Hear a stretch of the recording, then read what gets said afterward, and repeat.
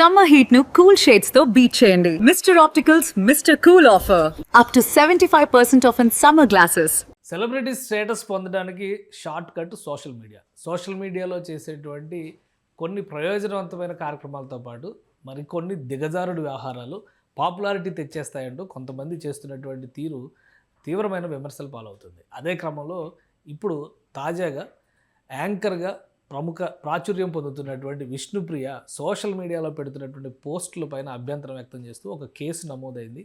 సాయి కృష్ణ గారు కేసు వేశారు. అసలు ఏంటి కేసు, ఎందుకు వేయాల్సి వచ్చింది, ఆమె పెట్టినటువంటి పోస్టులు ఎలాంటి అభ్యంతరాలకు కారణమవుతున్నాయి? సాయి కుమార్ గారు, ఏంటి ఇప్పుడు ఏఎస్ఎఫ్ నుంచి మీరు రిప్రజెంట్ చేస్తున్నారా? అవును సార్. ఈ కేసు ఏంటి? 2 రోజులుగా అయితే చాలా డిస్కషన్లో ఉంది, న్యూస్లో కూడా. విష్ణుప్రియ అనే యాంకర్ పైన ఆమె పెడుతున్న పోస్టుల పైన తీవ్ర అభ్యంతరాలు ఉన్నాయని చెప్పి మీరు పోలీస్ కంప్లైంట్ ఇచ్చారు. ఏంటి రీజన్ ఏంటి, దీని వెనక కారణాలు ఏంటి చెప్తారా? సార్, ఇప్పుడు సోషల్ మీడియా వేదిక పైన అనేక మంది వాడుతున్నారు. నేను కూడా సోషల్ మీడియా వాడుతున్నా, ప్రతి ఒక్క యాప్ వాడుతున్నా. నేను కూడా ఇన్స్టాగ్రామ్ వాడుతున్నా, ఫేస్బుక్ వాడుతున్నా, ప్రతి ఒక్కరు వాడుతున్నా. ప్రతి ఒక్కరు సమాజంలో ఉన్నటువంటి ప్రతి ఒక్కరు ఈరోజు మేజర్లు కావచ్చు, మైనర్లు కూడా వాడుతున్నారు. ఏజ్ లిమిట్ లేకుండా అకౌంట్స్ వాడుతున్నారు. ప్రతి ఒక్కరు కూడా యాక్సెస్ వచ్చే పరిస్థితి ఉంది. కానీ మేము ఏఐఎస్ఎఫ్ గా మేము ఎందుకు ఈరోజు విష్ణుప్రియ బెమ్మినేని అనే ఇన్స్టాగ్రామ్ అకౌంట్ ద్వారా తాను పోస్ట్ చేసిన పోస్టులకి మేము స్పందించాల్సినటువంటి ముఖ్య కారణం ఏమంటే, తన ఫొటోస్, వీడియోస్, రీల్స్ షేర్ చేయడం చాలా మంచిగా ఉంటే మాకేం అభ్యంతరకరం లేదు. మెయిన్గా ఏఐఎస్ఎఫ్ గా మేము స్టూడెంట్స్ యొక్క ప్రాబ్లమ్స్ కావచ్చు, వాళ్ళ యొక్క రైట్స్ కోసం మేము ఫైట్ చేస్తుంటాం. అదేవిధంగా వాళ్ళ నుంచి అవేర్నెస్, వాళ్ళ తప్పుడు మార్గంలో వెళ్తుంటే వాళ్ళని పైన మంచి మార్గం నడిపించడానికి అవేర్నెస్ కార్యక్రమాలు చేస్తుంటాం. అదేవిధంగా అందులో భాగంగానే ఈరోజు విష్ణుప్రియ తన యొక్క ఇన్స్టాగ్రామ్ అకౌంట్ ద్వారా ఈరోజు హాఫ్ న్యూడ్ వీడియోస్ని, ఫొటోస్ని అప్లోడ్ చేస్తూ దాని ద్వారా విద్యార్థుల్ని, యువతని వాళ్ళని తప్పుడు మార్గంలో నడిపించడానికి తన యొక్క అకౌంట్ ఉందని చెప్పి భావించి మేము కేసు ఫైల్ చేయడానికి. సాయి కుమార్ ఇండివిజువల్ గా వేసిన కేసా లేదా ఏఎస్ఎఫ్ తరపున చేస్తున్నటువంటి పోరాటం? ఏఐఎస్ఎఫ్ తరపున విద్యార్థులు, వారి యొక్క తల్లిదండ్రుల తరపున AISF all India students federation Andhra Pradesh state council letter head పైన కంప్లైంట్ నీట్ గా రాసి డ్రాఫ్ట్ మొత్తం మేక్ చేసి తన యొక్క ఫొటోస్, వీడియోస్ అవన్నీ కూడా ప్రింట్అవుట్స్, కలర్ ఫొటోస్ ప్రింట్అవుట్ తీసి దానికి అటాచ్ చేసి స్టేషన్ లో కంప్లైంట్ చేయడం జరిగింది. అదే పద్ధతిలో సాయి కుమార్ ఏఐఎస్ఎఫ్ ఇప్పుడు ఫర్ ఎగ్జాంపుల్ మీరు అడిగినట్టుగానే అక్కడ వెళ్ళి అడిగినప్పుడు వాళ్ళ డిపార్ట్మెంట్ కూడా అడుగుతారు ఏ విధంగా ఉన్నాయి, ఏంటి ఎవిడెన్స్ అంటే, without evidence, without anything we can't do anything. So that's why ఏఐఎస్ఎఫ్ గా సాయి కుమార్ ఏఐఎస్ఎఫ్ నా ఇన్స్టాగ్రామ్ అకౌంట్ ద్వారానే 399 రూపీస్ నేనే వాళ్ళ ముందరనే అక్కడ పోలీస్ స్టేషన్ లో సబ్స్క్రైబ్ చేసి ప్రీమియం అకౌంట్ ఓపెన్ అయిన తర్వాత ఆ వీడియోస్, ఫొటోస్ కూడా వాళ్ళకి చూపించడం జరిగింది. 3,380 మంది ఇప్పటికి సబ్స్క్రైబర్స్ ఉన్నారు. ఆ ఇంటూ మనం 399 వేసినా కూడా nearly per month 14 lakhs earning of she's earning.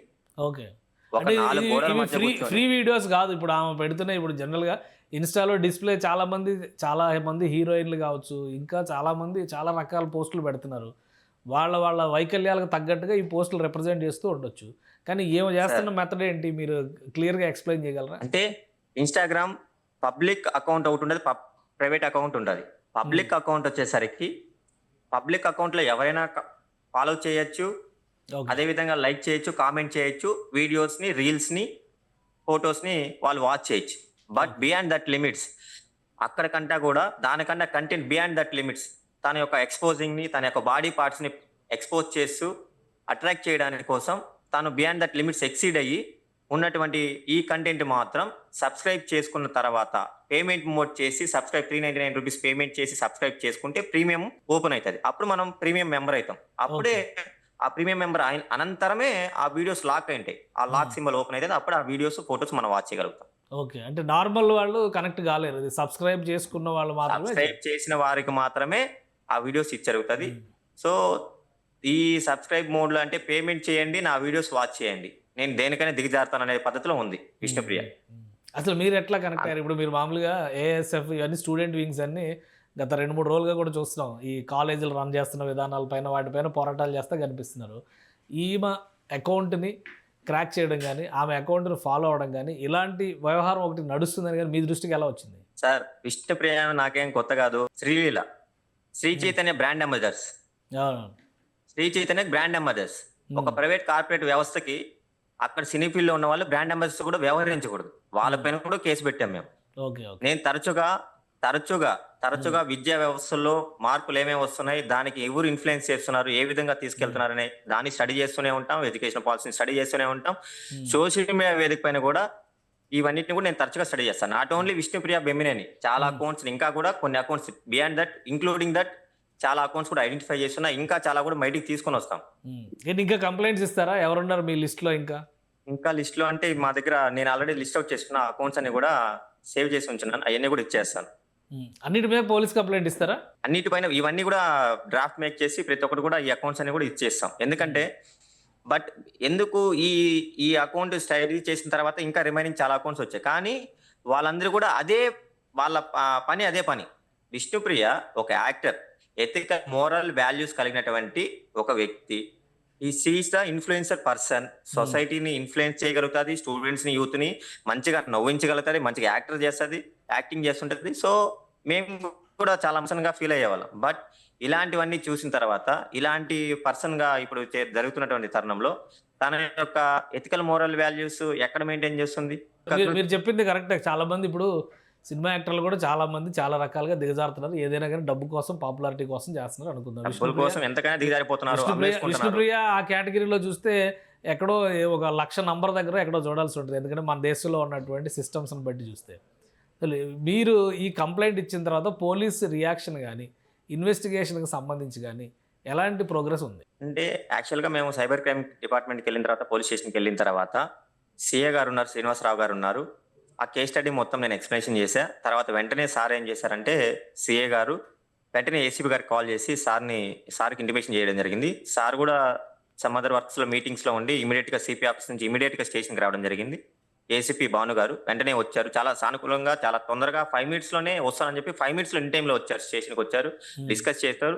సానుకూలంగా స్పందించి ఈ అకౌంట్ని మేము ఏమైతే డిమాండ్ చేశామో ఆ సేమ్ యాస్టీస్గా సార్ గారు కూడా సానుకూలంగా స్పందించి అకౌంట్ని బ్యాన్ చేయిస్తాము, అదే పద్ధతిలో తన పైన క్రిమినల్ కేసు నమోదు చేయాలంటే సానుకూలంగా స్పందించి ఫర్దర్ యాక్షన్ తీసుకుంటామని చెప్పి కూడా చెప్పారు. సో అంటే ఇప్పుడు ఒక విషయం, పబ్లిక్ అకౌంట్ వేరు, ప్రైవేట్ అకౌంట్ వేరు అన్నారు కదా. ప్రైవేట్ అకౌంట్ని యాక్సెస్ చేసిన వాళ్ళకి మాత్రమే ఈ విషయాలన్నీ కూడా తెలిసే అవకాశం ఉంటుంది.